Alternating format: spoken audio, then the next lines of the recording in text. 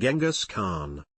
Genghis Khan, born Temujin, circa 1162, August 1227, also known as Chinggis Khan, was the founder and first Khan of the Mongol Empire. After spending most of his life uniting the Mongol tribes, he launched a series of military campaigns, conquering large parts of China and Central Asia. Born between 1155 and 1167 and given the name Temujin, he was the eldest child of Yesugei, a Mongol chieftain of the Borjigin clan, and his wife Hoelin. When Temujin was 8, his father died and his family was abandoned by its tribe. Reduced to near poverty, Temujin killed his older half-brother to secure his familial position. His charismatic personality helped to attract his first followers and to form alliances with two prominent steppe leaders named Jaimaka and Togrul. They worked together to retrieve Temujin's newlywed wife Burta, who had been kidnapped by raiders. As his reputation grew, his relationship with Jaimaka deteriorated into open warfare. Temujin was decisively defeated in circa 1187, and may have spent the following years as a subject of the Jin dynasty. Upon re-emerging in 1196, he swiftly began gaining power. Togrul came to view Temujin as a threat and launched a surprise attack on him in 1203. Temujin retreated, then regrouped and overpowered Togrul. After defeating the Naiman tribe and executing Jaimaka, he was left as the sole ruler on the Mongolian steppe. Temujin formally adopted the title Genghis Khan, the meaning of which is uncertain, at an assembly in 1206. Carrying out reforms designed to ensure long-term stability, he transformed the Mongols' tribal structure into an integrated meritocracy dedicated to the service of the ruling family. After thwarting a coup attempt from a powerful shaman, Genghis began to consolidate his power. In 1209, he led a large-scale raid into the neighboring Western Xia, who agreed to Mongol terms the following year. He then launched a campaign against the Jin dynasty, which lasted for 4 years and ended in 1215 with the capture of the Jin capitals Hongdu. His general Jub annexed the Central Asian state of Qara Khitai in 1218. Genghis was provoked to invade the Khwarazmian Empire the following year by the execution of his envoys. The campaign toppled the Khwarazmian state and devastated the regions of Transoxiana and Khorasan, while Jub and his colleague Subutai led an expedition that reached Georgia and Kievan Rus. In 1227, Genghis died while subduing the rebellious Western Xia. Following a 2-year interregnum, his third son and heir Ogedei acceded to the throne in 1229. Genghis Khan remains a controversial figure. He was generous and intensely loyal to his followers, but ruthless towards his enemies. He welcomed advice from diverse sources in his quest for world domination, for which he believed the shamanic supreme deity Tungri had destined him. The Mongol army under Genghis killed millions of people, yet his conquests also facilitated unprecedented commercial and cultural exchange over a vast geographical area. He is remembered as a backwards, savage tyrant in Russia and the Arab world, while recent Western scholarship has begun to reassess its previous view of him as a barbarian warlord. He was posthumously deified in Mongolia. Modern Mongolians recognize him as the founding father of their nation. Name and title. There is no universal romanization system used for Mongolian. As a result, modern spellings of Mongolian names vary greatly and may result in considerably different pronunciations from the original. The honorific most commonly rendered as Genghis ultimately derives from the Mongolian, which may be romanized as Singhis. This was adapted into Chinese as Chenghisi, and into Persian as Cngiz. As Arabic lacks a sound similar to, represented in the Mongolian and Persian romanizations by C. Writers transcribed the name as Genghis, while Syriac authors used Singiz. In addition to Genghis, introduced into English during the 18th century based on a misreading of Persian sources, modern English spellings include Chinggis, Genghis, Jingis, and Jengiz. His birth name Temujin, Temuzhen, is sometimes also spelled Temuchin in English. When Genghis's grandson Kublai Khan established the Yuan dynasty in 1271, he bestowed the temple name Tezu, meaning supreme progenitor, and the posthumous name Shengwu Huangdi, meaning holy martial emperor, upon his grandfather. Kublai's great-grandson Qara Khan later expanded this title into Faxian Qiansheng Wu Huangdi, meaning interpreter of the heavenly law, initiator of the good fortune, holy martial emperor.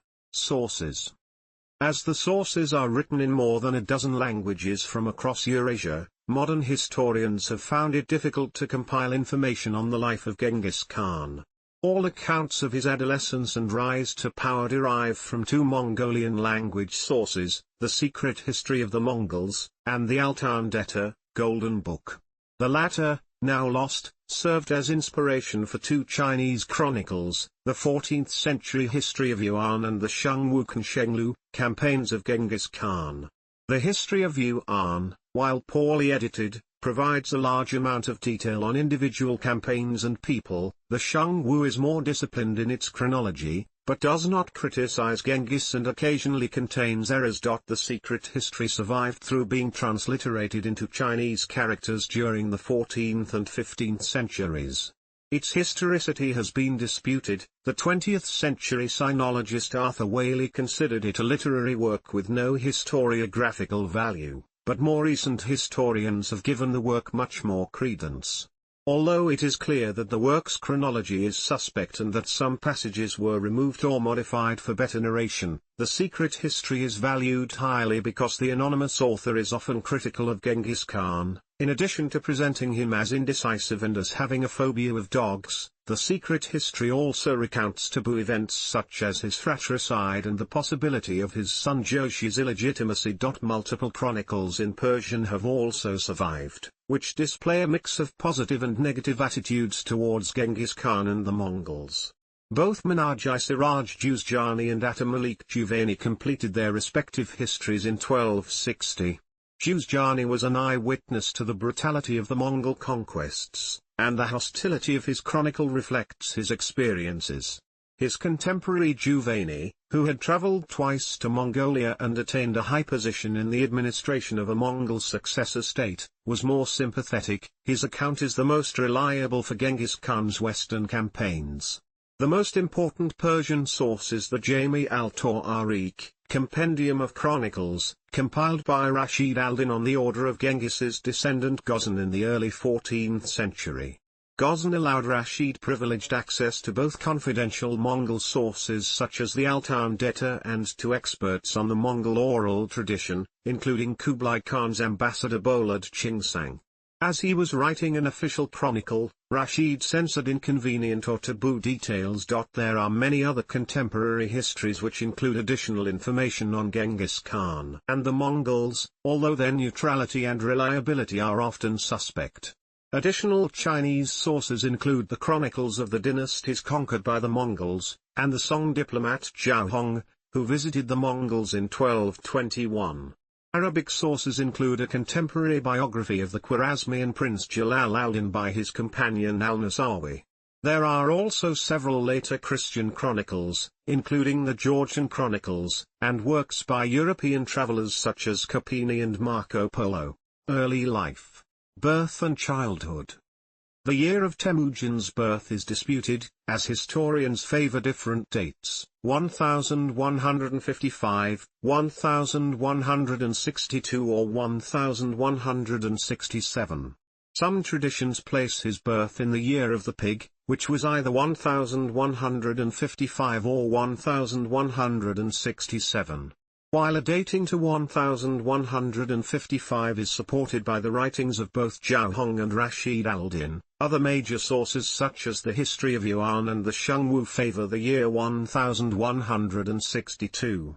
The 1167 dating, favored by the sinologist Paul Pelliot, is derived from a minor source, a text of the Yuan artist Yang Wisehen, but is more compatible with the events of Genghis Khan's life than a 1155 placement, which implies that he did not have children until after the age of 30 and continued actively campaigning into his 7th decade.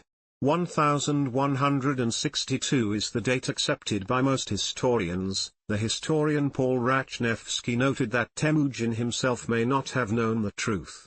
The location of Temujin's birth, which the secret history records as Delu and Boldog on the Inon River, is similarly debated. It has been placed at either Dardal in Khinty province or in southern Aginbayat Okrug, Russia. Temujin was born into the Borjigin clan of the Mongol tribe Teyesugay, a chieftain who claimed descent from the legendary warlord Bodonshamungkag, and his principal wife Holan, originally of the Olkonyud clan, whom Yesugay had abducted from her Merkit bridegroom Chilidu. The origin of his birth name is contested. The earliest traditions hold that his father had just returned from a successful campaign against the Tatars with a captive named Temuchinu, after whom he named the newborn in celebration of his victory, while later traditions highlight the root Temur, meaning iron, and connect to theories that Temujin means blacksmith. Several legends surround Temujin's birth. The most prominent is that he was born clutching a blood clot in his hand, a motif in Asian folklore indicating the child would be a warrior. Others claimed that Hoalan was impregnated by a ray of light which announced the child's destiny, a legend which echoed that of the mythical Borjigin ancestor Alangar. Yesugay and Hoalan had 3 younger sons after Temujin: Khazar, Haitian, and Temuj, as well as 1 daughter, Temulan. Temujin also had 2 half-brothers, Bihta and Belgitai, from Yesugay's second wife Sakigel, whose identity is uncertain. The siblings grew up at Yesugay's main camp on the banks of the Inon, where they learned how to ride a horse and shoot a bow. When Temujin was 8 years old, his father decided to betroth him to a suitable girl. Yesugay took his heir to the pastures of Hoalan's prestigious Ongjirat tribe, which had intermarried with the Mongols on many previous occasions. There, he arranged a betrothal between Temujin and Bhutta, the daughter of an Ongjirat chieftain named Dei Sechen. As the betrothal meant Yesugay would gain a powerful ally, and as Bhutta commanded a high bride price, Dei Sechen held the stronger negotiating position, and demanded that Temujin remain in his household to work off his future debt. Accepting this condition, Yesugay requested a meal from a band of Tatars he encountered while riding homewards alone, relying on the steppe tradition of hospitality to strangers. However, the Tatars recognized their old enemy and slipped poison into his food. Yesugay gradually sickened but managed to return home, close to death. He requested a trusted retainer called Munglik to retrieve Temujin from the Ongjirat. He died soon after. Adolescence. Yesugay's death shattered the unity of his people, which included members of the Borjigin, Taisho, and other clans. As Temujin was only around 10 and Bihta around 2 years older, neither was considered old enough to rule. The Taisho faction excluded Hoalan from the ancestor worship ceremonies which followed a ruler's death and soon abandoned her camp. The secret history relates that the entire Borjigin clan followed, despite Hoalan's attempts to shame them into staying by appealing to their honor. Rashid al-Din and the Shungwu however imply that Yesugay's brothers stood by the widow. It is possible that Hoalan may have refused to join in levirate marriage with one, resulting in later tensions, or that the author of the secret history dramatized the situation. All the sources agree that most of Yesugay's people renounced his family in favor of the Tayakyuds and that Hoalan's family were reduced to a much harsher life. Taking up a hunter-gatherer lifestyle, they collected roots and nuts, hunted for small animals, and caught fish. Tensions developed as the children grew older. Both Temujin and Bihta had claimed to be their father's heir, although Temujin was the child of Yesugay's chief wife, Bihta was at least 2 years his senior. There was even the possibility that, as permitted under levirate law, Bihta could marry Hoalan upon attaining his majority and become Temujin's stepfather. As the friction, exacerbated by frequent disputes over the division of hunting spoils, intensified, Temujin and his younger brother Khazar ambushed and killed Bihta. This taboo act was omitted from the official chronicles but not from the secret history, which recounts that Hoalan angrily reprimanded her sons. Bihta's younger full brother Belgitai did not seek vengeance, and became one of Temujin's highest-ranking followers alongside Khazar. Around this time, Temujin developed a close friendship with Jamaka, another boy of aristocratic descent. The secret history notes that they exchanged knuckle bones and arrows as gifts and swore the Anda Pact, the traditional oath of Mongol blood brothers at 11. As the family lacked allies, Temujin was taken prisoner on multiple occasions. Captured by the Taikayids, he escaped during a feast and hid first in the Anon and then in the tent of Sorkin Shira, a man who had seen him in the river and not raised the alarm. Sorkin Shira sheltered Temujin for 3 days at great personal risk before helping him to escape. Temujin was assisted on another occasion by Butu, an adolescent who aided him in retrieving stolen horses. Soon afterwards, Butu joined Temujin's camp as his first Nokor, personal companion, Pl. Nokad. These incidents, related by the secret history, are indicative of the emphasis its author put on Genghis' personal charisma, rise to power, early campaigns. Temujin returned to Daesekchen to marry Butu when he reached the age of majority at 15. Delighted to see the son-in-law he feared had died, Daesekchen consented to the marriage and accompanied the newlyweds back to Temujin's camp. His wife Khotan presented Hoelun with an expensive sable cloak. Seeking a patron, Temujin chose to re-gift the cloak to Togrul Khan, ruler of the Qara tribe, who had fought alongside Yesugei and sworn the Anda Pact with him. Togrul ruled a vast territory in central Mongolia but distrusted many of his followers. In need of loyal replacements, he was delighted with the valuable gift and welcomed Temujin into his protection. The two grew close, and Temujin began to build a following, as nokads such as Jem entered into his service.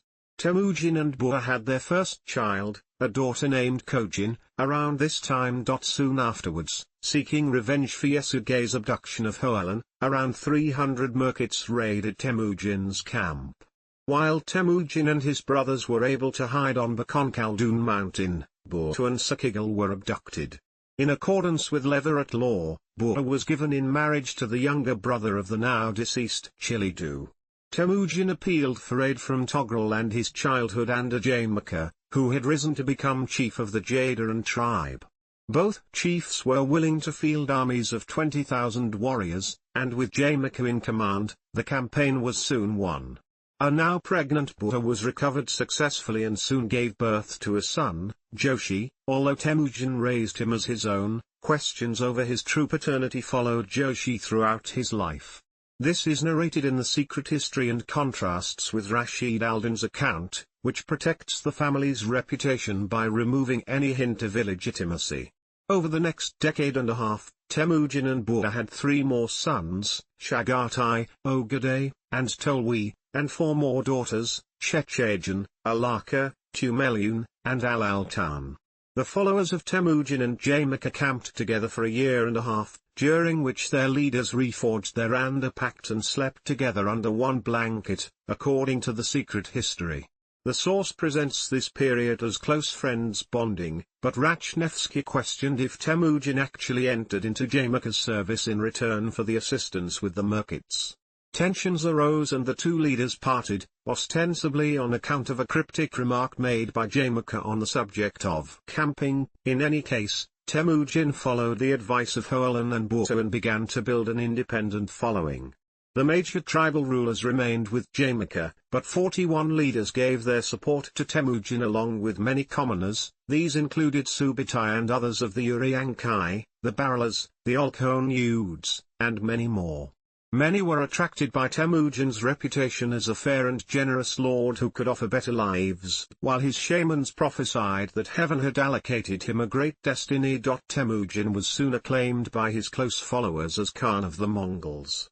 Togrul was pleased at his vassal's elevation but Jamaka was resentful. Tensions escalated into open hostility, and in around 1187 the two leaders clashed in battle at Dalar Borjat. The two forces were evenly matched but Temujin suffered a clear defeat.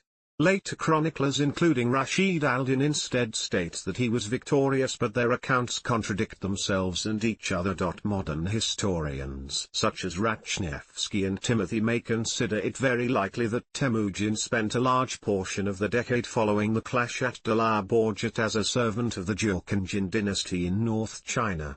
Zhao Hong recorded that the future Genghis Khan spent several years as a slave of the Jin. Formerly seen as an expression of nationalistic arrogance, the statement is now thought to be based in fact, especially as no other source convincingly explains Temujin's activities between Dala Borjat and circa 1195. Taking refuge across the border was a common practice both for disaffected steppe leaders and disgraced Chinese officials. Temujin's re-emergence having retained significant power indicates that he probably profited in the service of the Jin. As he later overthrew that state, such an episode, detrimental to Mongol prestige, was omitted from all their sources. Zhao Hong was bound by no such taboos. Defeating rivals. The sources do not agree on the events of Temujin's return to the steppe. In early summer 1196, he participated in a joint campaign with the Jin against the Tatars, who had begun to act contrary to Jin interests. As a reward, the Jin awarded him the honorific Chatkuri, the meaning of which probably approximated commander of hundreds in Jurchen. At around the same time, he assisted Togrul with reclaiming the lordship of the Kherate, which had been usurped by one of Togrul's relatives with the support of the powerful Naiman tribe. The actions of 1196 fundamentally changed Temujin's position in the steppe. Although nominally still Togrul's vassal, he was de facto an equal ally. Jamaica behaved cruelly following his victory at Dala Borjat. He allegedly boiled 70 prisoners alive and humiliated the corpses of leaders who had opposed him. A number of disaffected followers, including Yesugei's follower Monglig and his sons, defected to Temujin as a consequence. They were also probably attracted by his newfound wealth. Temujin subdued the disobedient Jurchen tribe that had previously offended him at a feast and refused to participate in the Tatar campaign. After executing their leaders, he had Belgatai symbolically break a leading Jurchen's back in a staged wrestling match in retribution. This latter incident, which contravened Mongol customs of justice, was only noted by the author of the secret history, who openly disapproved. These events occurred circa 1197. During the following years, Temujin and Togrul campaigned against the Merkids, the Naimans, and the Tatars, sometimes separately and sometimes together. In around 1201, a collection of dissatisfied tribes including the Ongjirat, the Taisho, and the Tatars swore to break the domination of the Borjigin Kherate alliance, electing Jamaica as their leader and Gurkhan, lit. Khan of the tribes. After some initial successes, Temujin and Togrul rooted this loose confederation at Yedikunan, and Jamaica was forced to beg for Togrul's clemency. Desiring complete supremacy in eastern Mongolia, Temujin defeated first the Taisho and then, in 1202, the Tatars. After both campaigns, he executed the clan leaders and took the remaining warriors into his service. These included Sorkhan Shira, who had come to his aid previously, and a young warrior named Jab, who, by killing Temujin's horse and refusing to hide that fact, had displayed martial ability and personal courage. The absorption of the Tatars left three military powers in the steppe, the Naimans in the west, the Mongols in the east, and the Kherate in between. Seeking to cement his position, Temujin proposed that his son Joshi marry one of Togrul's daughters. Led by Togrul's son Singam, the Kherate elite believed the proposal to be an attempt to gain control over their tribe, while the doubts over Joshi's parentage would have offended them further. In addition, Jamaica drew attention to the threat Temujin posed to the traditional steppe aristocracy by his habit of promoting commoners to high positions, which subverted social norms. Yielding eventually to these demands, Togrul attempted to lure his vassal into an ambush, but his plans were overheard by two herdsmen. Temujin was able to gather some of his forces, but was soundly defeated at the Battle of Kalakalgid Sands. Raised his hands and looking up at heaven swore, saying, "If I am able to achieve my great work, I shall share with you men the sweet and the bitter. If I break this word, may I be like the water of the river, drunk up by others." Among officers and men there was none who was not moved to tears. The History of Yuan, Volume 121, 1370. Retreating southeast to Borjana, an unidentified lake or river, Temujin waited for his scattered forces to regroup. Borju had lost his horse and was forced to flee on foot, while Temujin's badly wounded son Ogedei had been transported and tended to by Borakula, a leading warrior. Temujin called in every possible ally and swore a famous oath of loyalty, later known as the Borjana Covenant, to his faithful followers, which subsequently granted them great prestige. The oath-takers of Borjana were a very heterogeneous group, men from 9 different tribes who included Christians, Muslims, and Buddhists, united only by a loyalty to Temujin and to each other. This group became a model for the later empire, termed a proto-government of a proto-nation by historian John Mann. The Borjana Covenant was omitted from the secret history, as the group was predominantly non-Mongol. The author presumably wished to downplay the role of other tribes. A ruse de guerre involving Khazar allowed the Mongols to ambush the Kharat at the Jija Heights, but though the ensuing battle still lasted 3 days, it ended in a decisive victory for Temujin. Togrul and Sengam were both forced to flee, and while the latter escaped to Tibet, Togrul was killed by an Ayman who did not recognize him. Temujin sealed his victory by absorbing the Kharat elite into his own tribe. He took the Princess Saibaku as a wife, and married her sister Sorhoktoni and niece Dokes to his youngest son Tolwi. The ranks of the Naimans had swelled due to the arrival of Jamaica and others defeated by the Mongols, and they prepared for war. Temujin was informed of these events by Alaksh, the sympathetic ruler of the Ongut tribe. In May 1204, at the Battle of Chakermout in the Altai Mountains, the Naimans were decisively defeated, their leader Tian Khan was killed, and his son Kuchlug was forced to flee west. The Merkits were decimated later that year, while Jamaica, who had abandoned the Naimans of Chakermout, was betrayed to Temujin by companions who were executed for their lack of loyalty.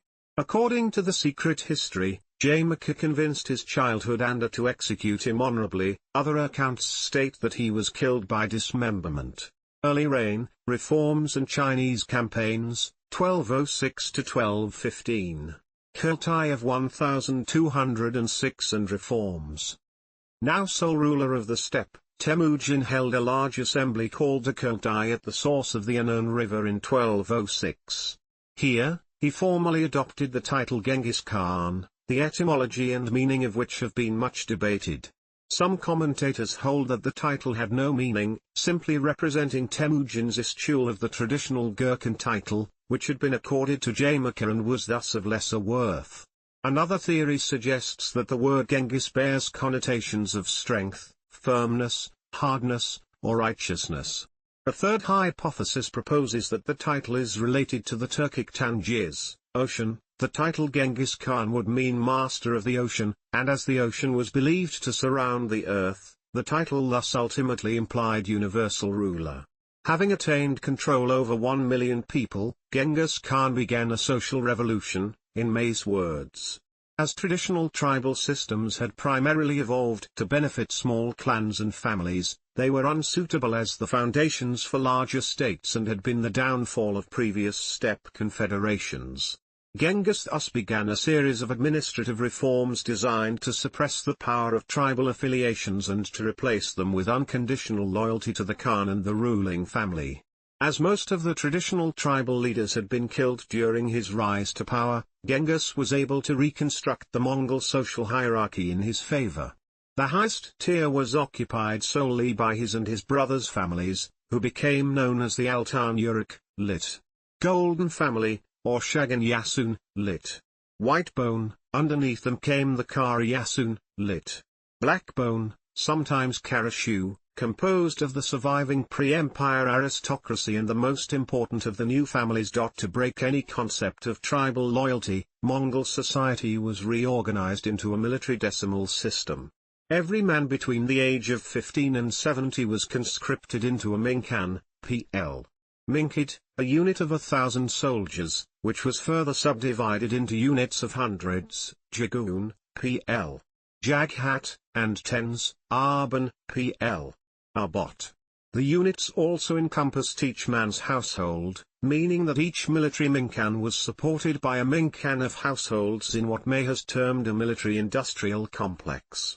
Each Minkan operated as both a political and social unit, While the warriors of defeated tribes were dispersed to different Minkad to make it difficult for them to rebel as a single body. This was intended to ensure the disappearance of old tribal identities, replacing them with loyalty to the great Mongol state, and to commanders who had gained their rank through merit and loyalty to the Khan.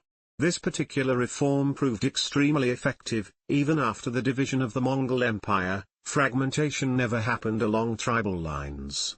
Instead, the descendants of Genghis continued to reign unchallenged, in some cases until as late as the 1700s, and even powerful non-imperial dynasts such as Timur and Edigu were compelled to rule from behind a puppet ruler of his lineage. Genghis's senior Nokad were appointed to the highest ranks and received the greatest honors.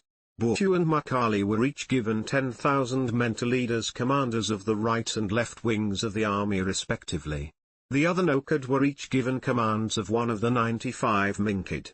In a display of Genghis' meritocratic ideals, many of these men were born to low social status. Rachnevsky cited Jem and Subutai, the sons of blacksmiths, in addition to a carpenter, a shepherd, and even the two herdsmen who had warned Temujin of Togrul's plans in 1203. As a special privilege, Genghis allowed certain loyal commanders to retain the tribal identities of their units. Alaksha of the Ongud was allowed to retain 5,000 warriors of his tribe because his son had entered into an alliance pact with Genghis, marrying his daughter Alaka.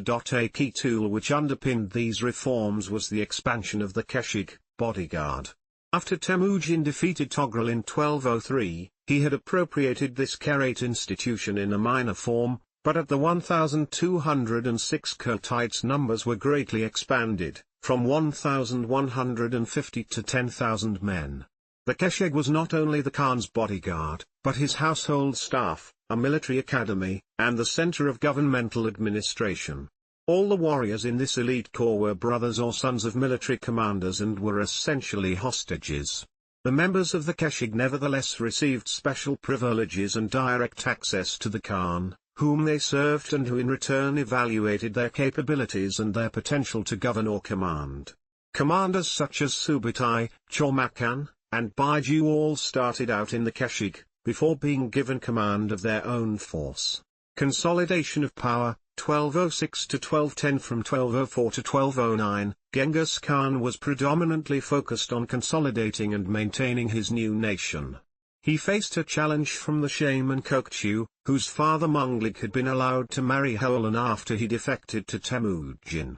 Kokchu, who had proclaimed Temujin as Genghis Khan and taken the Tengrist title Teb Tengeri, lit. Wholly heavenly, on account of his sorcery, was very influential among the Mongol commoners and sought to divide the imperial family. Genghis's brother Khazar was the first of Kokchu's targets. Always distrusted by his brother, Khazar was humiliated and almost imprisoned on false charges before Holan intervened by publicly reprimanding Genghis. Nevertheless, Kokchu's power steadily increased, and he publicly shamed Temujin, Genghis's youngest brother, when he attempted to intervene. Bua saw that Kokchu was a threat to Genghis's power and warned her husband, who still superstitiously revered the shaman but now recognized the political threat he posed. Genghis allowed Temujin to arrange Kokchu's death, and then usurped the shaman's position as the Mongols' highest spiritual authority. During these years, the Mongols imposed their control on surrounding areas. Genghis dispatched Joshi northwards in 1207 to subjugate the Hoyinurjan, a collection of tribes on the edge of the Siberian taiga. Having secured a marriage alliance with the Oirats and defeated the Yenisei Kyrgyz, he took control of the region's trade in grain and furs, as well as its gold mines. Mongol armies also rode westwards, defeating the Naiman-Merkit alliance on the river Irtish in late 1208. Their Khan was killed and Kuchlug fled into Central Asia. Led by Barchuk, the Uyghurs freed themselves from the suzerainty of the Qara Khitai and pledged themselves to Genghis in 1211 as the first sedentary society to submit to the Mongols. The Mongols had started raiding the border settlements of the Tungut-led Western Shia kingdom in 1205, ostensibly in retaliation for allowing Sengem, Togrul's son, refuge. More prosaic explanations include rejuvenating the depleted Mongol economy with an influx of fresh goods and livestock, or simply subjugating a semi-hostile state to protect the nascent Mongol nation. Most Shia troops were stationed along the southern and eastern borders of the kingdom to guard against attacks from the Song and Jin dynasties respectively, while its northern border relied only on the Gobi Desert for protection. After a raid in 1207 sacked the Shia fortress of Walahi, Genghis decided to personally lead a full-scale invasion. In 1209, Walahi was captured again in May and the Mongols advanced on the capital Zhongxing, modern-day Yinchuan, but suffered a reverse against a Shia army. After a 2-month stalemate, Genghis broke the deadlock with a feigned retreat. The Shia forces were deceived out of their defensive positions and overpowered. Although Zhongxing was now mostly undefended, the Mongols lacked any siege equipment better than crude battering rams and were unable to progress the siege. The Shia requested aid from the Jin, but Emperor Hangzong rejected the plea. Genghis's attempt to redirect the Yellow River into the city with a dam initially worked, but the poorly constructed earthworks broke, possibly breached by the Shia, in January 1210 and the Mongol camp was flooded, forcing them to retreat. A peace treaty was soon formalized. The Shia Emperor Xianzong submitted and handed over tribute, including his daughter Chaka, in exchange for the Mongol withdrawal. Campaign against the Jin, 1211 to 1215. Wang Yongji usurped the Jin throne in 1209. He had previously served on the steppe frontier and Genghis greatly disliked him. When asked to submit and pay the annual tribute to Yongji in 1210, Genghis instead mocked the emperor, spat, and rode away from the Jin envoy, a challenge that meant war. Despite the possibility of being outnumbered 8-1 by 600,000 Jin soldiers, Genghis had prepared to invade the Jin since learning in 1206 that the state was racked by internal instabilities. Genghis had two aims: to take vengeance for past wrongs committed by the Jin, foremost among which was the death of Ambagha Khan in the mid-12th century, and to win the vast amounts of plunder his troops and vassals expected. After calling for a Kurultai in March 1211, Genghis launched his invasion of Jin China in May, reaching the outer ring of Jin defenses the following month. These border fortifications were guarded by Alakshis on Gud, who allowed the Mongols to pass without difficulty. The three-pronged chevauchée aimed both to plunder and burn a vast area of Jin territory to deprive them of supplies and popular legitimacy, and to secure mountain passes which allowed access to the North China plain. The Jin lost numerous towns and were hindered by a series of defections, the most prominent of which led directly to Mukhali's victory at the Battle of Hun Tsui in autumn 1211. The campaign was halted in 1212 when Genghis was wounded by an arrow during the unsuccessful siege of Sjing, modern Datong. Following this failure, Genghis set up a corps of siege engineers, which recruited 500 Jin experts over the next 2 years. The defenses of Juyong Pass had been strongly reinforced by the time the conflict resumed in 1213, but a Mongol detachment led by Jub managed to infiltrate the pass and surprise the elite Jin defenders, opening the road to the Jin capital's Hongdu, modern-day Beijing. The Jin administration began to disintegrate, after the Khitans, a tribe subject to the Jin, entered open rebellion. Hushahu, the commander of the forces at Sjing, abandoned his post and staged a coup in Hongdu, killing Yongji and installing his own puppet ruler, Xuanzong. This governmental breakdown was fortunate for Genghis's forces. Emboldened by their victories, they had seriously overreached and lost the initiative. Unable to do more than camp before Hongdu's fortifications while his army suffered from an epidemic and famine, they resorted to cannibalism. According to Kapini, who may have been exaggerating, Genghis opened peace negotiations despite his commander's militance. He secured tribute, including 3,000 horses, 500 slaves, a Jin princess, and massive amounts of gold and silk, before lifting the siege and setting off homewards in May 1214. As the northern Jin lands had been ravaged by plague and war, Xuanzong moved the capital and imperial court 600 kilometers, 370 miles, southwards to Kaifeng. Interpreting this as an attempt to regroup in the south and then restart the war, Genghis concluded the terms of the peace treaty had been broken. He immediately prepared to return and capture Hongdu. According to Christopher Atwood, It was only at this juncture that Genghis decided to fully conquer northern China. Macaulay captured numerous towns in Liaodong during winter 1214-15, and although the inhabitants of Zhongdu surrendered to Genghis on the 31st of May 1215, the city was sacked. When Genghis returned to Mongolia in early 1216, Macaulay was left in command in China.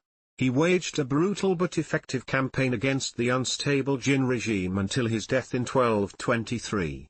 Later reign, western expansion and return to China, 1216-1227. Defeating rebellions and Qara Khitai, 1216-1218. In 1207, Genghis had appointed a man named Korchi as governor of the subdued Hui emergent tribes in Siberia. Appointed not for his talents but for prior services rendered, Korchi's tendency to abduct women as concubines for his harem caused the tribes to rebel and take him prisoner in early 1216. The following year, they ambushed and killed Borokl, one of Genghis's highest-ranking nokud. The Khan was livid at the loss of his close friend and prepared to lead a retaliatory campaign. Eventually dissuaded from this course, he dispatched his eldest son Joshi and a Dorbe commander. They managed to surprise and defeat the rebels, securing control over this economically important region. Kuchlug, the Naiman prince who had been defeated in 1204, had usurped the throne of the Central Asian Qara Khitai dynasty between 1211 and 1213. He was a greedy and arbitrary ruler who probably earned the enmity of the native Islamic populace whom he attempted to forcibly convert to Buddhism. Genghis reckoned that Kuchlug could be a threat to his empire, and Jeb was sent with an army of 20,000 cavalry to the city of Koshgar. He undermined Kuchlug's rule by emphasizing the Mongol policies of religious tolerance and gained the loyalty of the local elite. Kuchlug was forced to flee southwards to the Pamir Mountains, but was captured by local hunters. Jeb had him beheaded and paraded his corpse through Qara Khitai, proclaiming the end of religious persecution in the region. Invasion of the Khwarazmian Empire, 1219-1221. Genghis had now attained complete control of the eastern portion of the Silk Road, and his territory bordered that of the Khwarazmian Empire, which ruled over much of Central Asia, Persia, and Afghanistan. Merchants from both sides were eager to restart trading, which had halted during Kuchlug's rule. The Khwarazmian ruler Muhammad II dispatched an envoy shortly after the Mongol capture of Zhongdu, while Genghis instructed his merchants to obtain the high-quality textiles and steel of Central and Western Asia. Many members of the Altan Yurik invested in one particular caravan of 450 merchants which set off to Khwarazmian in 1218 with a large quantity of wares. In Al-Huk, the governor of the Khwarazmian border town of Vutra, decided to massacre the merchants on grounds of espionage and seize the goods. Muhammad had grown suspicious of Genghis's intentions and either supported in Al-Huk or turned a blind eye. A Mongol ambassador was sent with 2 companions to avert war, but Muhammad killed him and humiliated his companions. The killing of an envoy infuriated Genghis, who resolved to leave Macaulay with a small force in North China and invade Khwarazmia with most of his army. Muhammad's empire was large but disunited. He ruled alongside his mother Turkan Khatun in what the historian Peter Golden terms an uneasy diarchy, while the Khwarazmian nobility and populace were discontented with his warring and the centralization of government. For these reasons and others he declined to meet the Mongols in the field, instead garrisoning his unruly troops in his major cities. This allowed a lightly armored, highly mobile Mongol army's uncontested superiority outside city walls. Uttara was besieged in autumn 1219, the siege dragged on for 5 months, but in February 1220 the city fell and in Al-Huk was executed. Genghis had meanwhile divided his forces. Leaving his sons Shagatai and Ogedai to besiege the city, he had sent Joshi northwards down the Siadaya River and another force southwards into central Transoxiana, while he and Tolui took the main Mongol army across the Kizilkum Desert, surprising the garrison of Bukhara in a pincer movement. Bukhara's citadel was captured in February 1220 and Genghis moved against Muhammad's residence Samarkand, which fell the following month. Bewildered by the speed of the Mongol conquests, Muhammad fled from Balkh, closely followed by Jib and Subutai, the two generals pursued the Khwarazmian until he died from dysentery on a Caspian Sea island in winter 1220–21, having nominated his eldest son Aloud as his successor. Chuban Subutai then set out on a 7,500-kilometer, 4,700 miles expedition around the Caspian Sea. Later called the Great Raid, this lasted 4 years and saw the Mongols come into contact with Europe for the first time. Meanwhile, the Khwarazmian capital of Gurganj was being besieged by Genghis's 3 eldest sons. The long siege ended in spring 1221 amid brutal urban conflict. Jalal al-Din moved southwards to Afghanistan, gathering forces on the way and defeating a Mongol unit under the command of Shigikh, Genghis's adopted son, in the Battle of Parwan. Jalal was weakened by arguments among his commanders, and after losing decisively at the Battle of the Indus in November 1221, he was compelled to escape across the Indus River into India. Genghis's youngest son Tolui was concurrently conducting a brutal campaign in the regions of Khorasan. Every city that resisted was destroyed. Nishapur, Merv, and Herat, 3 of the largest and wealthiest cities in the world, were all annihilated. This campaign established Genghis's lasting image as a ruthless, inhumane conqueror. Contemporary Persian historians placed the death toll from the 3 sieges alone at over 5.7 million, a number regarded as grossly exaggerated by modern scholars. Nevertheless, even a total death toll of 1.25 million for the entire campaign, as estimated by John Mann, would have been a demographic catastrophe. Return to China and final campaign, 1222–1227. Genghis abruptly halted his Central Asian campaigns in 1221. Initially aiming to return via India, Genghis realized that the heat and humidity of the South Asian climate impeded his army's skills, while the omens were additionally unfavorable. Although the Mongols spent much of 1222 repeatedly overcoming rebellions in Khorasan, they withdrew completely from the region to avoid overextending themselves, setting their new frontier on the Amu Darya River. During his lengthy return journey, Genghis prepared a new administrative division which would govern the conquered territories, appointing Daragachi, commissioners, lit. Those who press the seal, and Baskak, local officials, to manage the region back to normalcy. He also summoned and spoke with the Taoist patriarch Changchun in the Hindu Kush. The Khan listened attentively to Changchun's teachings and granted his followers numerous privileges, including tax exemptions and authority over all monks throughout the empire, a grant which the Taoists later used to try to gain superiority over Buddhism. The usual reason given for the halting of the campaign is that the Western Shia, having declined to provide auxiliaries for the 1219 invasion, had additionally disobeyed Mukhali in his campaign against the remaining Jin in Shanxi. May has disputed this, arguing that the Shia fought in concert with Mukhali until his death in 1223, when, frustrated by Mongol control and sensing an opportunity with Genghis campaigning in Central Asia, they ceased fighting. In either case, Genghis initially attempted to resolve the situation diplomatically, but when the Shia elite failed to come to an agreement on the hostages they were to send to the Mongols, he lost patience. Returning to Mongolia in early 1225, Genghis spent the year in preparation for a campaign against them. This began in the first months of 1226 with the capture of Qara Khitai on the Shia's western border. The invasion proceeded apace. Genghis ordered that the cities of the Gansu corridor be sacked one by one, granting clemency only to a few. Having crossed the Yellow River in autumn, the Mongols besieged present-day Lingwu, located just 30 kilometers, 19 miles, south of the Shia capital Zhongxing, in November. On the 4th of December, Genghis decisively defeated a Shia relief army. The Khan left the siege of the capital to his generals and moved southwards with Subutai to plunder and secure Jin territories. Death and aftermath. Genghis fell from his horse while hunting in the winter of 1226–27 and became increasingly ill during the following months. This slowed the siege of Zhongxing's progress, as his sons and commanders urged him to end the campaign and return to Mongolia to recover, arguing that the Shia would still be there another year.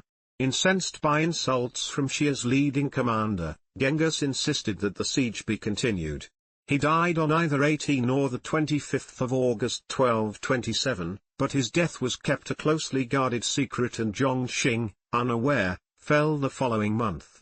The city was put to the sword and its population was treated with extreme savagery. The Shia civilization was essentially extinguished in what man described as a very successful ethnocide. The exact nature of the Khan's death has been the subject of intense speculation. Rashid al-Din and the History of Yuan mention he suffered from an illness, possibly malaria, typhus, or bubonic plague. Marco Polo claimed that he was shot by an arrow during a siege, while Capini reported that Genghis was struck by lightning. Legends sprang up around the event. The most famous recounts how the beautiful Gerbelchan, formerly the Shia emperor's wife, injured Genghis's genitals with a dagger during sex. After his death, Genghis was transported back to Mongolia and buried on or near the sacred Bakon Khaldun peak in the Hinti Mountains, on a site he had chosen years before. Specific details of the funeral procession and burial were not made public knowledge. The mountain, declared Ikhorig, lit. Great Taboo, i.e. prohibited zone, was out of bounds to all but its Uriankai guard. When Ogedei acceded to the throne in 1229, the grave was honored with 3 days of offerings and the sacrifice of 30 maidens. Rachnevsky theorized that the Mongols, who had no knowledge of embalming techniques, may have buried the Khan in the Ordosh to avoid his body decomposing in the summer heat while en route to Mongolia. Atwood rejects this hypothesis. Succession.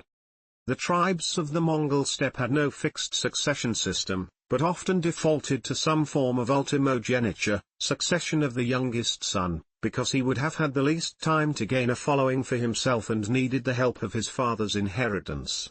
However, this type of inheritance applied only to property, not to titles. The secret history records that Genghis chose his successor while preparing for the Khwarazmian campaigns in 1219. Rashid al-Din, on the other hand, states that the decision came before Genghis's final campaign against the Shia. Regardless of the date, there were 5 possible candidates: Genghis's 4 sons and his youngest brother Temujin, who had the weakest claim and who was never seriously considered. Even though there was a strong possibility Joshi was illegitimate, Genghis was not particularly concerned by this. Nevertheless, he and Joshi became increasingly estranged over time, due to Joshi's preoccupation with his own appanage. After the siege of Gurganj, where he only reluctantly participated in besieging the wealthy city that would become part of his territory, he failed to give Genghis the normal share of the booty, which exacerbated the tensions. Genghis was angered by Joshi's refusal to return to him in 1223, and was considering sending Ogedei and Chagatai to bring him to heel when news came that Joshi had died from an illness. Chagatai's attitude towards Joshi's possible succession: he had termed his elder brother a merkit bastard and had brawled with him in front of their father, led Genghis to view him as uncompromising, arrogant, and narrow-minded, despite his great knowledge of Mongol legal customs. His elimination left Ogedei and Tolui as the 2 primary candidates. Tolui was unquestionably superior in military terms. His campaign in Khorasan had broken the Khwarazmian Empire, while his elder brother was far less able as a commander. Ogedei was also known to drink excessively even by Mongol standards. It eventually caused his death in 1241. However, he possessed talents all his brothers lacked. He was generous and generally well liked. Aware of his own lack of military skill, he was able to trust his capable subordinates, and unlike his elder brothers, compromise on issues. He was also more likely to preserve Mongol traditions than Tolui, whose wife Sorhoktoni, herself a Nestorian Christian, was a patron of many religions including Islam. Ogedei was thus recognized as the heir to the Mongol throne. Serving as regent after Genghis's death, Tolui established a precedent for the customary traditions after a Khan's death. These included the halting of all military offensives involving Mongol troops, the establishment of a lengthy mourning period overseen by the regent, and the holding of a Kurultai which would nominate successors and select them. For Tolui, this presented an opportunity. He was still a viable candidate for succession and had the support of the family of Joshi. Any general Kurultai, attended by the commanders Genghis had promoted and honored, would however observe their former ruler's desires without question and appoint Ogedei as ruler. It has been suggested that Tolwe's reluctance to hold the Kurultai was driven by the knowledge of the threat it posed to his ambitions. In the end, Tolwe had to be persuaded by the advisor Qara to hold the Kurultai. In 1229, it crowned Ogedei as Khan, with Tolwe in attendance. Family. Buta, whom Temujin married circa 1178, remained his senior wife. She gave birth to 4 sons and 5 daughters, who all became influential figures in the empire. Genghis granted Buta's sons lands and property through the Mongol appanage system, while he secured marriage alliances by marrying her daughters to important families. Her children were Kojin, a daughter born circa 1179, who later married Buta of the Ikas, one of Temujin's earliest and closest supporters and the widower of Temujin. Joshi, a son born circa 1182 after Buta's kidnapping, whose paternity was thus suspect even though Temujin accepted his legitimacy. Joshi predeceased Genghis. His appanage, along the Irtysh River and extending into Siberia, evolved into the Golden Horde. Chagatai, a son born circa 1184, his appanage was the former Qara Khitai territories surrounding Almalai in Turkestan, which became the Chagatai Khanate. Ogedei, a son born circa 1186, who received lands in Dzungaria and who succeeded his father as ruler of the empire. Chechayagin, a daughter born circa 1188, whose marriage to Tolchi secured the loyalty of the Oirats to the north. Alaka, a daughter born circa 1190, who married several members of the Ongud tribe between 1207 and 1225. Tumelian, a daughter born circa 1192, who married Chigu of the Ongjirat tribe. Tolwe, a son born circa 1193, who received lands near the Altai Mountains as an appanage. 2 of his sons, Munka and Kublai, later ruled the empire, while another, Hulagu, founded the Ilkhanate. Alaldan, a daughter born circa 1196, married the powerful Uyghur ruler Barchuk. Shortly after the accession of Gayuk Khan in the 1240s, she was tried and executed on charges that were later suppressed. After Buta's final childbirth, Temujin began to acquire a number of junior wives through conquest. These wives had all previously been princesses or queens, and Temujin married them to demonstrate his political ascendancy. They included the Kerate princess Ibaka, the Tatar sisters Yesugan and Yesui, Qulan, a Merkit, Gurbasu, the queen of the Naimantiang Khan, and 2 Chinese princesses, Chaka and Kigo, of the Western Xia and Jin dynasties respectively. The children of these junior wives were always subservient to those of Buta, with daughters married off to seal lesser alliances and sons, such as Klan's child Kolgan, never a candidate for succession. Character and achievements. No eyewitness description or contemporaneous depiction of Genghis Khan survives. The Persian chronicler Juzjani and the Song diplomat Zhao provide the 2 earliest descriptions. Both recorded that he was tall and strong with a powerful stature. Zhao wrote that Genghis had a broad brow and long beard, while Juzjani commented on his cat's eyes and lack of grey hair. The secret history records that Buta's father remarked on his flashing eyes and lively face when meeting him. Atwood has suggested that many of Genghis Khan's values, especially the emphasis he placed on an orderly society, derived from his turbulent youth. He valued loyalty above all, and mutual fidelity became a cornerstone of his new nation. Genghis did not find it difficult to gain the allegiance of others. He was superbly charismatic even as a youth, as shown by the number of people who left existing social roles behind to join him. Although his trust was hard to earn, if he felt loyalty was assured, he granted his total confidence in return. Recognized for his generosity towards his followers, Genghis unhesitatingly rewarded previous assistance. The Nokhad most honored at the 1206 Kurultai were those who had accompanied him since the beginning, and those who had sworn the Borjana covenant with him at his lowest point. He took responsibility for the families of Nokad killed in battle or who otherwise fell on hard times by raising a tax to provide them with clothing and sustenance. Heaven grew weary of the excessive pride and luxury in China. I am from the barbaric north, I wear the same clothing and eat the same food as the cowherds and horse herders. We make the same sacrifices and we share our riches. I look upon the nation as a newborn child and I care for my soldiers as if they were my brothers. Genghis Khan's letter to Changchun. The principal source of steppe wealth was post-battle plunder, of which a leader would normally claim a large share. Genghis eschewed this custom, choosing instead to divide booty equally between himself and all his men. Disliking any form of luxury, he extolled the simple life of the nomad in a letter to Changchun, and objected to being addressed with obsequious flattery. He encouraged his companions to address him informally, give him advice, and criticize his mistakes. Genghis's openness to criticism and willingness to learn saw him seeking the knowledge of family members, companions, neighboring states, and enemies. He sought and gained knowledge of sophisticated weaponry from China and the Muslim world, appropriated the Uyghur alphabet with the help of the captured scribe Tatatonga, and employed numerous specialists across legal, commercial, and administrative fields.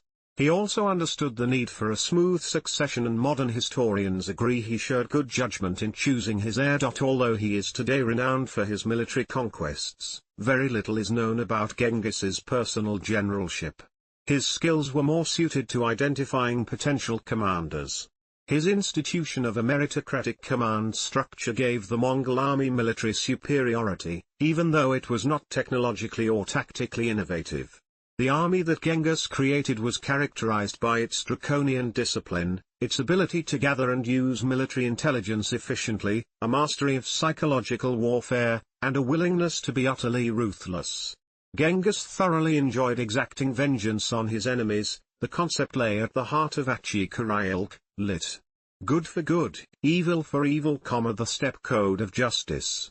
In exceptional circumstances, such as when Muhammad of Khwarazm executed his envoys, the need for vengeance overrode all other considerations. Genghis came to believe the supreme deity Tungri had ordained a great destiny for him. Initially, the bounds of this ambition were limited only to Mongolia, but as success followed success and the reach of the Mongol nation expanded, he and his followers came to believe he was embodied with Su, lit. Divine grace. Believing that he had an intimate connection with heaven, anyone who did not recognize his right to world power was treated as an enemy.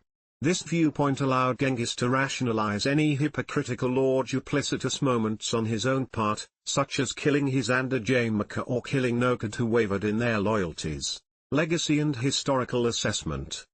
Genghis Khan left a vast and controversial legacy. His unification of the Mongol tribes and his foundation of the largest contiguous state in world history permanently alter the worldview of European, Islamic, East Asian civilizations, according to Atwood. His conquests enabled the creation of Eurasian trading systems unprecedented in their scale, which brought wealth and security to the tribes. Although he very likely did not codify the written body of laws known as the Great Yasa, he did reorganize the legal system and establish a powerful judicial authority under Shigikh. On the other hand, his conquests were ruthless and brutal. The prosperous civilizations of China, Central Asia, and Persia were devastated by the Mongol assaults, and underwent multi-generational trauma and suffering as a result. Perhaps Genghis's greatest failing was his inability to create a working succession system. His division of his empire into appanages, meant to ensure stability, actually did the reverse. As local and statewide interests diverged and the empire began splitting into the Golden Horde, the Chagatai Khanate, the Ilkhanate, and the Yuan dynasty in the late 1200s. In the mid-1990s, the Washington Post acclaimed Genghis Khan as the man of the millennium who embodied the half-civilized, half-savage duality of the human race. This complex image has remained prevalent in modern scholarship, with historians emphasizing both Genghis Khan's positive and negative contributions. Mongolia. For many centuries, Genghis was remembered in Mongolia as a religious figure, not a political one. After Altan Khan converted to Tibetan Buddhism in the late 1500s, Genghis was deified and given a central role in the Mongolian religious tradition. As a deity, Genghis drew upon Buddhist, shamanistic, and folk traditions. For example, he was defined as a new incarnation of a Chakravartin, idealized ruler, like Ashoka, or of Vajrapani, the martial bodhisattva. He was connected genealogically to the Buddha and to ancient Buddhist kings. He was invoked during weddings and festivals, and he took a large role in ancestor veneration rituals. He also became the focus point of a sleeping hero legend, which says he will return to help the Mongol people in a time of great need. His cult was centered at the Naiman Shagan or Don, lit. 8 White Yurts, today a mausoleum in Inner Mongolia, China. In the 19th and early 20th century, Genghis began to be viewed as the national hero of the Mongolian people. Foreign powers recognized this. During its occupation of Inner Mongolia, Imperial Japan funded the construction of a temple to Genghis, while both the Kuomintang and the Chinese Communist Party used the memory of Genghis to woo potential allies in the Chinese Civil War.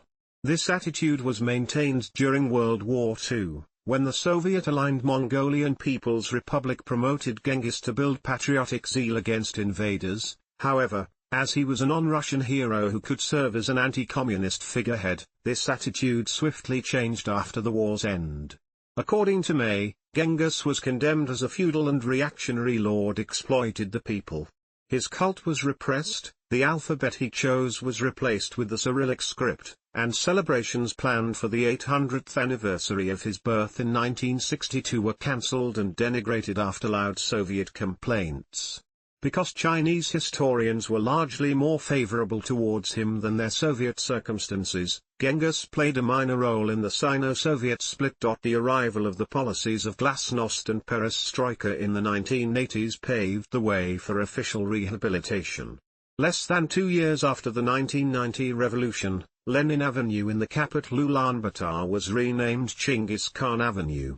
Since then, Mongolia has named Genghis Khan International Airport and erected a large statue in Sukh-Batar Square, which was itself renamed after Genghis between 2013 and 2016.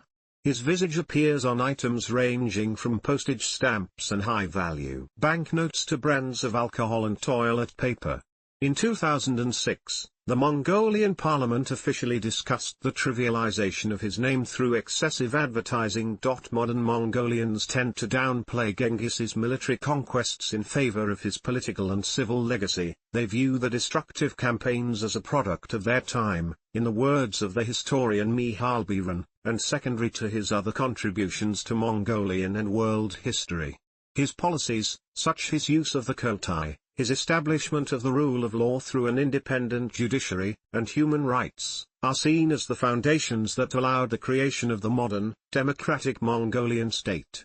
Viewed as someone who brought peace and knowledge rather than war and destruction, Genghis Khan is idealized for making Mongolia the center of international culture for a period. He is generally recognized as the founding father of Mongolia. Elsewhere, the historical and modern Muslim world has associated Genghis Khan with a myriad of ideologies and beliefs. Its first instinct, as Islamic thought had never previously envisioned being ruled by a non-Muslim power, was to view Genghis as the herald of the approaching Judgment Day. Over time, as the world failed to end and as his descendants began converting to Islam, Muslims began to see Genghis as an instrument of God's will who was destined to strengthen the Muslim world by cleansing its innate corruption. In post-Mongolasia, Genghis was also a source of political legitimacy, because his descendants had been recognized as the only ones entitled to reign. As a result, aspiring potentates not descended from him had to justify their rule, either by nominating puppet rulers of Genghis's dynasty, or by stressing their own connections to him. Most notably, the great conqueror Timur, who established his own empire in Central Asia, did both. He was obliged to pay homage to Genghis's descendants Soyogutmish and Sultan Mahmud, and his propaganda campaigns vastly exaggerated the prominence of his ancestor Qara Khitai, one of Genghis's lesser commanders, depicting him as Genghis's blood relative and second in command. He also married at least 2 of Genghis's descendants. Babur, the founder of the Mughal Empire in India, in turn derived his authority through his descent from both Timur and Genghis. Until the 18th century in Central Asia, Genghis was considered the progenitor of the social order, and was second only to the Prophet Muhammad in legal authority. With the rise of Arab nationalism in the 19th century, the Arab world began to view Genghis increasingly negatively. Today, he is perceived as the ultimate accursed enemy, a barbarian savage who began the demolition of civilization which culminated in by his grandson Hulegu. Similarly, Genghis is viewed extremely negatively in Russia, where historians have consistently portrayed the rule of the Golden Horde, the Tatar yoke, as backwards, destructive, inimical to all progress, and the reason for all of Russia's flaws. His treatment in modern Central Asia and Turkey is more ambivalent. His position as a non-Muslim means other national traditions and heroes, such as Timur and the Seljuks, are viewed more highly. Under the Yuan dynasty in China, Genghis was revered as the nation's creator, and he remained in this position even after the foundation of the Ming dynasty in 1368. Although the late Ming somewhat disavowed his memory, the positive viewpoint was restored under the Manchu Qing dynasty, 1644 to 1911, who positioned themselves as his heirs.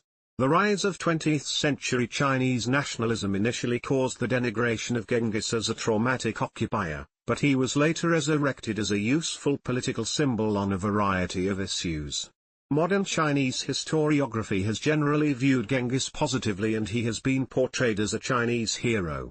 In contemporary Japan, he is most known for the legend that he was originally Minamoto no Yoshitsune, a samurai and tragic hero who was forced to commit seppuku in 1189. The Western world, never directly affected by Genghis, has viewed him in shifting and contrasting ways. During the 14th century, as shown by the works of Marco Polo and Geoffrey Chaucer, he was seen as a just and wise ruler, but during the 18th century he came to embody the Enlightenment stereotype of a tyrannical Oriental despot, and by the 20th century he represented a prototypical barbarian warlord. In recent decades, Western scholarship has become increasingly nuanced, viewing Genghis as a more complex individual.